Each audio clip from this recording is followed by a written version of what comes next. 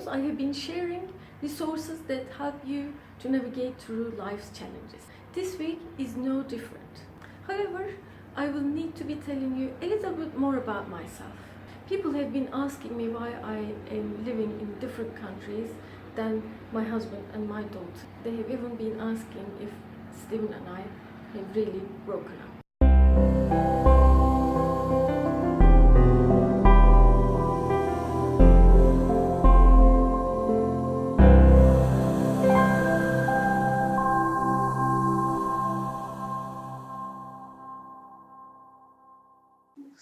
As a systemic and narrative therapist, I was trained to see that events happen simply because they happen. No true explanation is possible. We have no way of tracking all the causes and conditions that bring events into the world. Much has been written about this from a philosophical perspective. Buddhists say that when causes and conditions are right, an event must inevitably occur. But since we can never be aware of every cause and event since the beginning of our universe, this doesn't get us far. Nevertheless, as human beings, we seek meaning through which we may shape our lives. This is both a curse and a blessing. It's perhaps this meaning-shaping instinct that causes us to create stories about the events that affect us. And it is through believing in and acting upon these stories that we see possibilities for free will. Last year, Stephen and I have decided to spend more time in England and to give our daughter, Amazon, the opportunity to experience her English roots.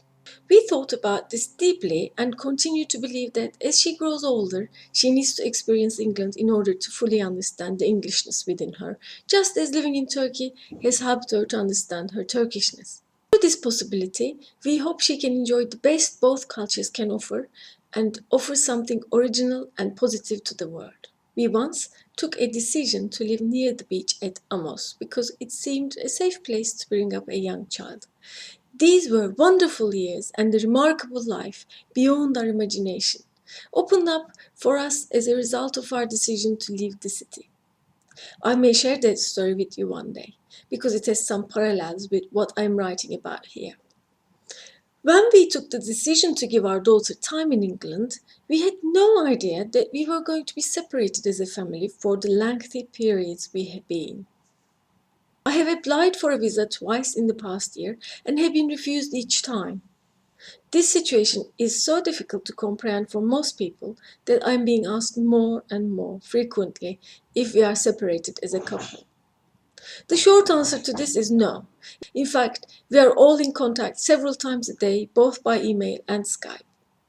Stephen, through his UK-based business, continues to support the backbone of my practice, just as he did when we lived together in Turkey. At the end of last year, I thought that I could convey to the UK authorities our situation and they would put a stamp on my passport which will allow me to freely travel with my husband and daughter. I lived in England twice before. After the first refusal, we realized that border authorities have little discretion about how to exercise rules. Our situation didn't fit into a category permitting an entry visa. Back then, we had no permanent home in the UK, and because we had built our foundations upon my business income, Stephen, as the UK citizen, was not showing enough income to sponsor my application. Of course, he was doing the work just as he does now. It's simply that one day he had hoped to retire and before me. So there seemed little point in me paying him a salary when we were in Turkey, because we regarded all our money after tax as joint income. The first time I applied for a visa, UK borders wrote to say that since returning to Turkey from living in England, I had made a life for myself in Turkey and was settled. My second application was made last month. In the meantime, my husband and daughter had gone on ahead to England, set up a home, Stephen registered a business and had started to earn money so that he could, if he wished, eventually sponsor my coming to live as a family. During the summer, we spent 2 months as a family together in Turkey, and we intend to continue to meet up as our story unfolds. Unfortunately, it seems the one place we may not do so for the time being is anywhere in the United Kingdom. My husband needs to earn a substantial income to sponsor an application for my residence. Under the rules, earnings from my work cannot be considered. He is long past retirement age, so can only do so as a self-employed person and also needs to manage the home and single-handedly look after our 13-year-old daughter.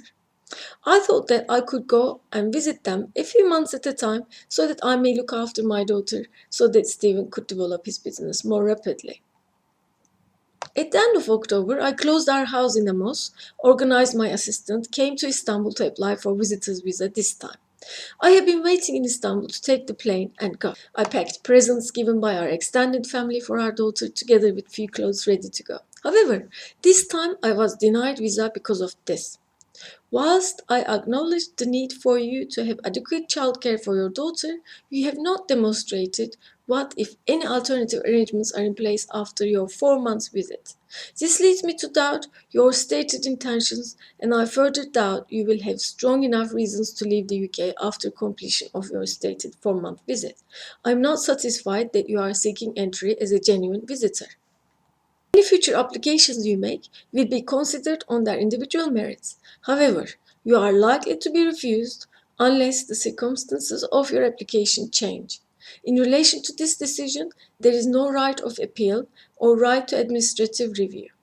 So here I am, still in Turkey and still optimistic. Just as I was opening the package that contained my passport and the letter turning down my visa application, I received a message from a friend inviting me for a drink the same evening. When I realized I was not going to be able to reunite with my family, I held back my emotions whilst I responded with a yes to my friend. Grieving is best done with the community. Carl Gustav Jung refers to meaningful connections between events that are not related causally as synchronicity. We often think of them as coincidences. Jung believed that events of our life are not random. They express a deeper order and lead to insights. Dreams and synchronicity belong to the same realm, guiding towards a spiritual awakening, an invitation for the ego to identify with the greater wholeness. When I received the news of the refusal of a visa, I was initially numbed, as if my body was not mine. I did not mind the traffic jams. In fact, I wanted the traffic to be stuck forever. I wandered in the streets feeling very sad. Then, while I was having a drink with my friend, I received a message from my brother asking me to call him urgently. He told me that our aunt passed away. Him and my cousin, the aunt's only daughter, were in the hospital, and that it would be helpful if I could be around to support her. Suddenly, I had a purpose for staying, and my mood transformed. When I noticed such synchronicity, I asked myself some questions. What is the meaning of this synchronic experience? How does it guide me towards spiritual awareness? What new opportunities will come out of this for all of us? Then I wait for the answers to present themselves. Constructive purpose is a term I use to refer to a very special and useful attitude. It involves exploring my full resources and applying them with a framework created by events. This allows me using my energy in order to create better stories from which to act rather than waste time in unnecessary conflict. 5 days after the refusal of the visa, here are some ideas Stephen and I came up as constructive purposes. We may travel together to countries where I can be allowed access, such as Italy, France, Switzerland, or Netherlands. We will be co-authoring a book together. We intend to share more of our family life with you so you can see how we manage our challenges. We intend to learn and adapt from younger people who are an inspiration. What stories are evoked in you by life challenges? Have you had similar experiences? How did you approach them? What constructive purposes can you identify in your life? You and your loved ones are significant.